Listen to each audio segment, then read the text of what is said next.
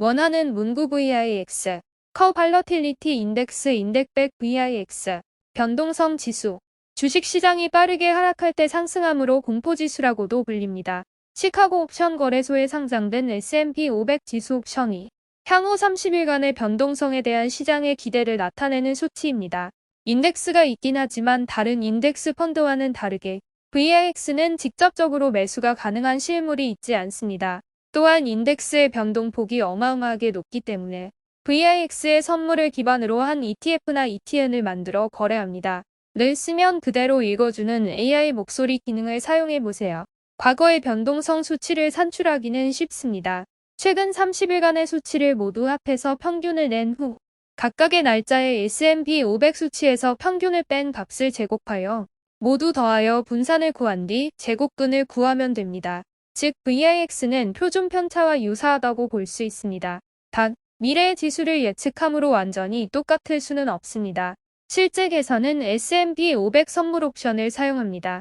지수가 하락 상승하면서 주가가 출렁이면 옵션 프리미엄이 높아지고 VIX 지수는 콜옵션과 풋옵션 간의 갭을 계산하여 수치로 나타냅니다. 여기서 중요한 점은 옵션 만기일인데 옵션 만기일이 다가오면서 풋옵션과 콜옵션 간의 갭이 작아질 경우 VIX 수치 또한 작아집니다.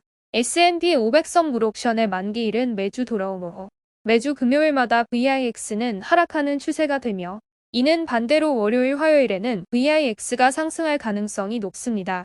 VIX는 미래의 S&P 500 지수의 표준 편차이므로 S&P 지수가 3000이고 VIX가 25%일 경우 대략적으로 미래의 30일간 S&P 500 지수는 3256, 5 구간의 68% 확률로 위치합니다. 실제 표준 편차와 VIX는 차이가 있지만 상관계수 R값은 거의 유사하게 나오므로 실제 시장을 예측하는 인자 중 하나로서 유용성을 인정받아 활용되고 있습니다. 필요성이 대두된 것은 대공황 이후인데 급격한 하락이 일어나기 전에 VIX가 계속 상승한다는 것에 주목하여 시장의 붕괴를 막는 데 사용할 수 있기 때문이죠. 이 지수가 높을수록 주가의 출렁임이 커집니다. 일반적으로 주식시장은 우상향하기 때문에 주식시장의 지수와 반대로 움직이는 경향이 있습니다. 하지만 이를 곧대로 S&P 하락 VIX 상승으로 보기에는 무리가 있습니다. 말 그대로 VIX는 변동성 지수이므로 종가가 거의 일정하더라도 지수의 일일 변동폭이 커질수록 증가합니다.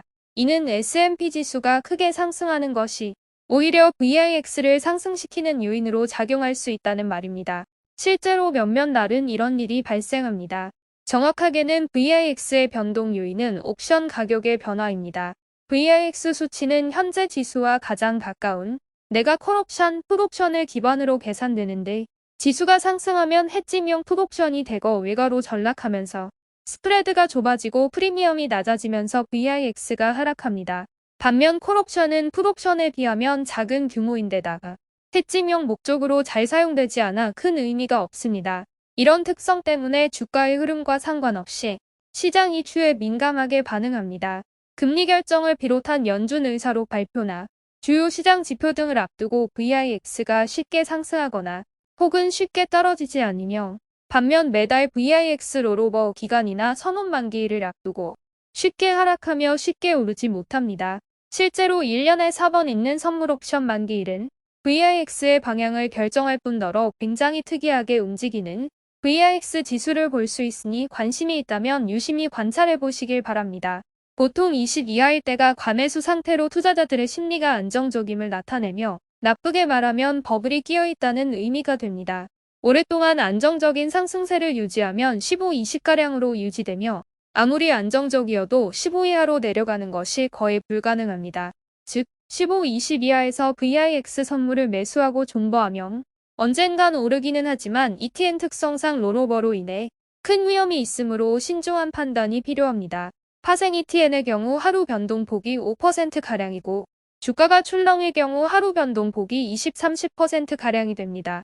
변동폭이 크다 보니 초고위험 상품으로 분류됩니다. 하지만 파생 ETN으로 분류되어 기본 예탁금, ETF 교육이수 등을 받지 않아도 됩니다. 롤오버.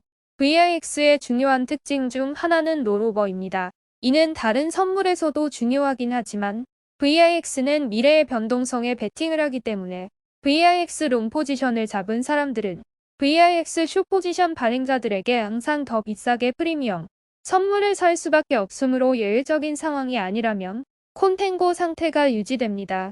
금방 해소가 될 것이라고 생각하는 악재의 경우 백워데이션이 일어날 수 있습니다. 이 때문에 매월 만기일 롤오버 때마다 VIX 선물 지수가 크게 오른 채로 롤오버 되는데 2020년 기준으로 롤오버마다 3포인트 높은 채로 롤오버 됩니다. 때문에 VIX 선물 지수를 보면 1개월 단위로 3포인트의 갭이 생기는 것을 프리미엄이라고 불립니다. 따라서 VIX 선물을 기반으로 한 상품들은 2020년 기준으로 롤오버마다 10%씩 떨어지는 추세라고 봐도 무방하죠. 10년 전 빅시의 가격은 12,000달러이며 현재가는 12달러가량이므로 1,000배가 된 것과 같으며 이를 기반으로 산출하면 매월 5%가 하락한 것과 같습니다. VIX의 장기적 롱 포지션을 구축하는 것은 당연히 자살행위입니다. 매월 14, 17일 롤오버 기간은 피하는 것이 좋으며 롤오버가 끝나더라도 강한 콘텐고 상태가 유지되기 때문에 어느 정도 텀을 두고 매수하는 것이 가장 좋습니다. 콘텐고가 강하면 VIX가 상승하더라도 선물 가격은 상승하지 않으며 하락할 가능성이 높습니다. 따라서 만기일 15일 이상이 남았을 때 콘텐고 상태가 약해지면 VIX 현물 상승, 선물 하락한 상태, 매수하는 것이 베스트입니다. 순간적으로 VIX가 크게 상승하면 백워데이션 상태에 도달할 수 있지만 이때는 하방 압력을 강하게 받다가 곧 콘텐고 상태가 됩니다. 선물 가격은 미래의 가치를 반영하기 때문에 항상 현물 가격보다 등락폭이 낮기 때문에 이런 현상이 발생하죠. 하지만 꼭 그렇지만도 않은 것이 VIX 현물이 30 중반 수치가 넘어가게 되고 30 이하로 내려오지 않는다면 백워데이션이 계속 유지되게 됩니다.